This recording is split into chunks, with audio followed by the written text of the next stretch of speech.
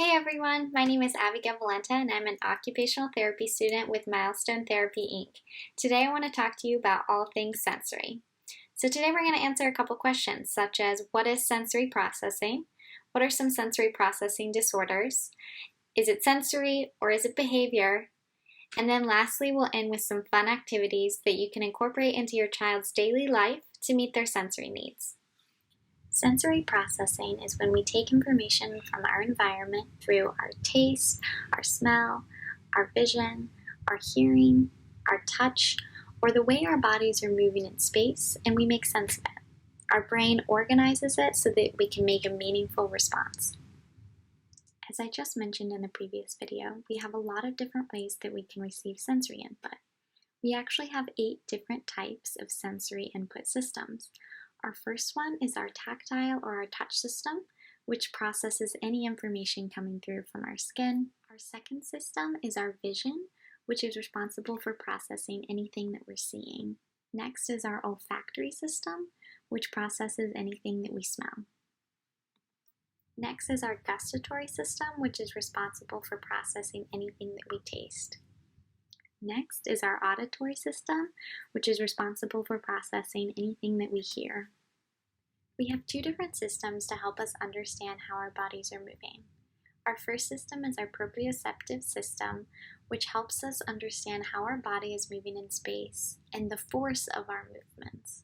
Our next movement system is our vestibular system, which helps us understand how our head is moving in relation to gravity, and it helps us with our balance.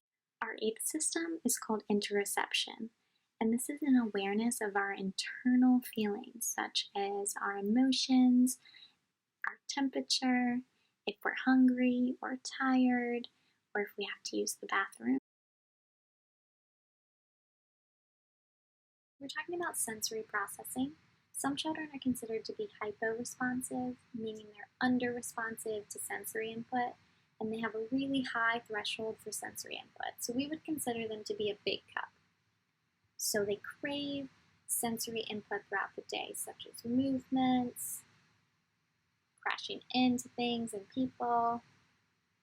They might ask you for hugs and squeezes, and they really need a lot of sensory input to fill up their cup. In contrast to our sensory-seeking kids, some children are hyperresponsive to sensory input, meaning they have a very low threshold for sensory input, and we would consider them to have a little cup for sensory input. So they get filled up very quickly by different sensations coming in throughout their day. So kids that are sensory avoiders may present that in a couple of different ways. They might be tactile defensive, so they really dislike being touched, having messy hands, getting their hair cut, or getting their nails trimmed, and they may overreact. Some children may have a very low threshold for vestibular input, so they may not like when their body changes position, when their head gets tipped back. They may not even like being on a swing or up high on a playground. Some kids may be orally defensive, so they may not like certain textures or taste, and they also may not like being touched around or near their mouth. Some kids may be visually very sensitive, so if they could walk outside after being inside for a while, the bright sun might really bother them. Some kids might be auditorily defensive, meaning they don't like loud noises. So often they will cover their ears up or react negatively to a loud noise such as a siren going by or a book falling onto the ground. It's important to remember that each kid is unique and they may present to have a big cup for some sensory inputs while also having a little cup for other sensory inputs.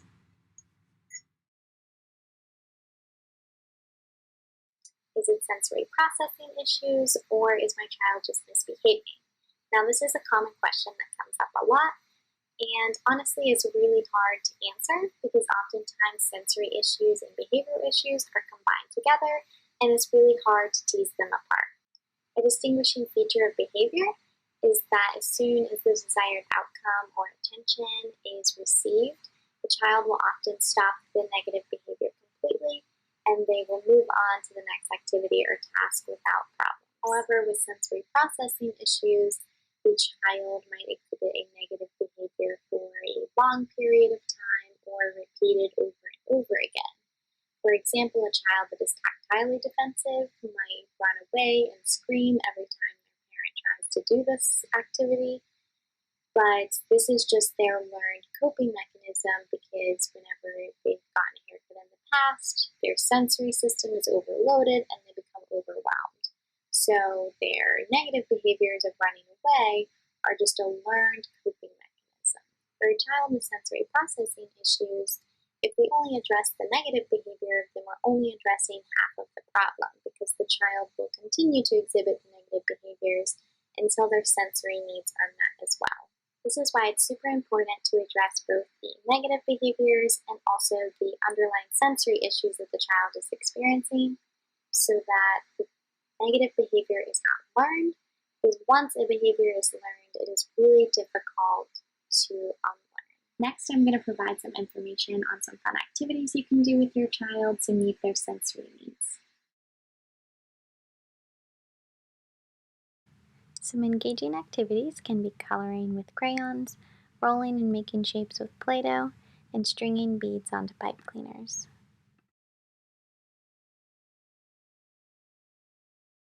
Heavy work activities are anything that involves pushing, pulling, or lifting heavy objects, and these can provide proprioceptive input, which can be really calming to a child and increase their focus.